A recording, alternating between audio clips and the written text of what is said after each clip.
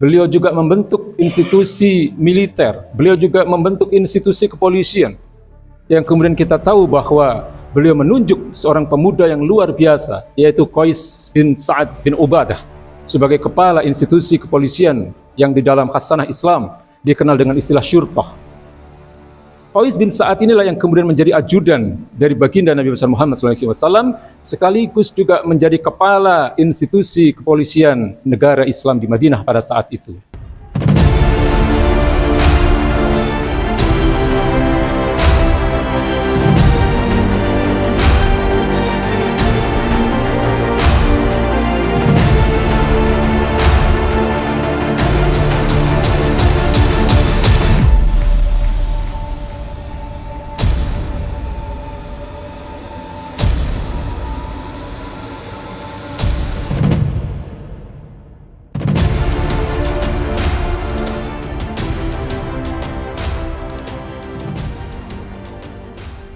Allah Subhanahu wa taala pun mengatakan, laqad kana lakum fi Rasulillahi uswatun hasanah. Ya, sungguh telah ada di dalam diri Rasulullah SAW suri tauladan, contoh terbaik dalam seluruh aspek kehidupan. Man kana yarjullaha wal yaumal akhir wa zakarallahu katsiran. Itu adalah bagi orang-orang yang berharap untuk bertemu dengan Allah Subhanahu wa taala, dan mereka adalah orang-orang yang mengharapkan rahmat Allah Subhanahu wa taala pada yaumil akhir nanti, dan mereka adalah orang-orang yang senantiasa berzikir, senantiasa mengingat Allah Subhanahu wa taala. Hadirin ma'asyiral muslimin yang dimuliakan Allah Subhanahu wa taala, namun kita ini sering lupa bahwa baginda Nabi besar Muhammad sallallahu alaihi wasallam bukan hanya menjadi suri tauladan dalam persoalan-persoalan ibadah. Beliau bukan hanya menjadi uswatun hasanah dalam persoalan-persoalan akhlak, tapi beliau adalah contoh terbaik dalam seluruh aspek kehidupan, termasuk dalam persoalan-persoalan muamalah, dalam persoalan ekonomi, dalam persoalan hukum, dalam persoalan sosial kemasyarakatan, sampai kepada persoalan-persoalan politik, pemerintahan, dan kenegaraan. Beliau adalah contoh terbaik. Ini yang seringkali kita lupakan. Baginda Nabi besar Muhammad SAW adalah orang yang jauh lebih maju melampaui zamannya. Beliau adalah orang yang ketika dua imperium besar, dua negara adidaya pada masa itu, yaitu Romawi dan Persia, menjadikan mulut atau ucapan raja sebagai undang-undang. Namun baginda Nabi pada saat itu, dengan negara yang baru saja beliau dirikan, yaitu negara Islam di Madinah, beliau menyusun sebuah konstitusi negara yang kemudian dikenal sebagai konstitusi negara pertama dalam sejarah kehidupan manusia, yaitu yang kita kenal dengan Piagam Madinah.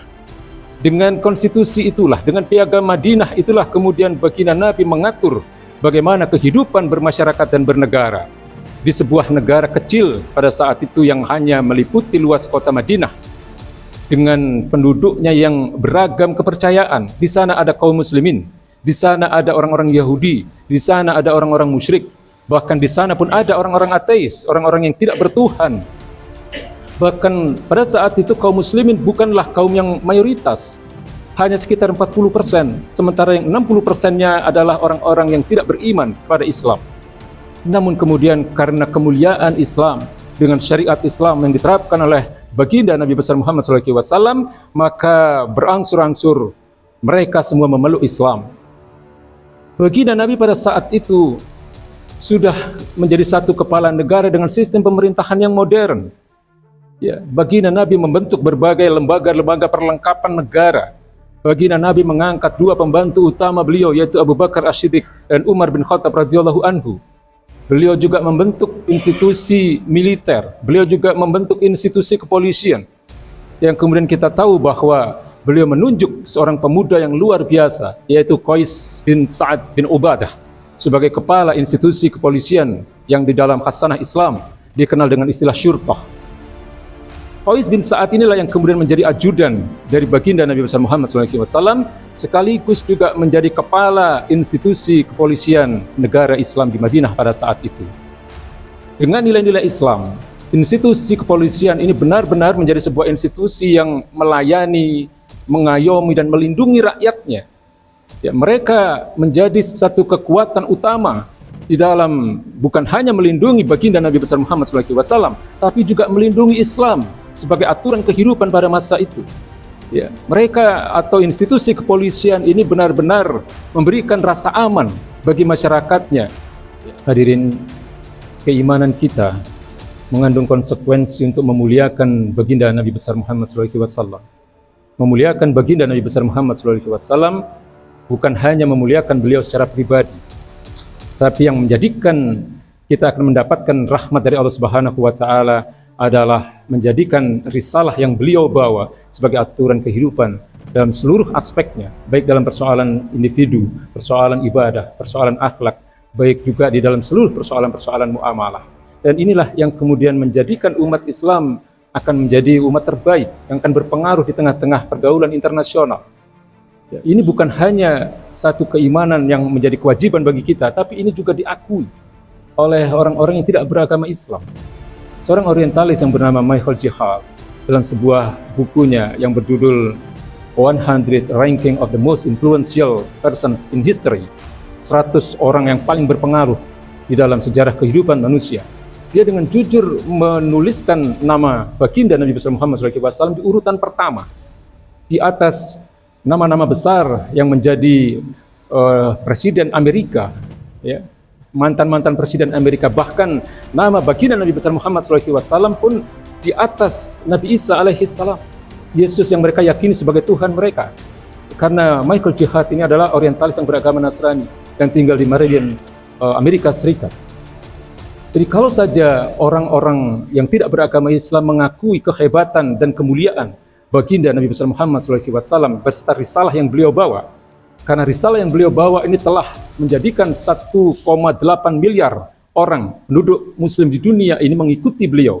Bahkan kemudian dari hari ke hari pengikut beliau ini terus bertambah, meskipun sosok beliau sudah tidak ada lebih dari 1400 tahun yang lalu. Kalau orang-orang kafir saja begitu mengagumi baginda Nabi besar Muhammad SAW, tentu bagi kita orang-orang yang mengimani kenabian beliau adalah satu kewajiban bagi kita, bukan hanya memuliakan, bukan hanya mencintai, bukan hanya kemudian bersolawat, meskipun itu juga merupakan satu sunnah yang demikian besar pahalanya, tapi yang menjadi kewajiban terbesar bagi kita adalah membawa dan menerapkan risalah beliau untuk diterapkan dalam kehidupan ini. Syariat Islam adalah hal yang merupakan peninggalan beliau yang terbesar, yang dikatakan oleh para ulama bukan hanya sebagai tajul furud, mahkota kewajiban, tapi juga merupakan a'dzamul wajibat, sebagai kewajiban yang paling agung. Lalu kemudian Imam Al-Ghazali menyatakan bahwa menerapkan syariat Islam dalam kehidupan itu adalah merupakan afdalul wajibat, seutama-utamanya kewajiban. Tidak ada perbedaan pandangan di kalangan para ulama agar umat Islam ini meninggalkan aturan-aturan yang tidak mengandung akidah Islam, yang tidak bersumberkan dari syariat Islam. Hadirin, marilah kita rendahkan diri kita di hadapan Allah Subhanahu wa Ta'ala. Semoga Allah Subhanahu wa Ta'ala segera menurunkan pertolongannya agar umat ini benar-benar kembali kepada kemuliaannya, agar umat ini benar-benar menjadikan Islam sebagai aturan kehidupan mereka, dan Allah menurunkan hidayahnya kepada para pemimpin umat ini. Allahumma firil mu'minina wal mu'minat wal muslimina wal muslimat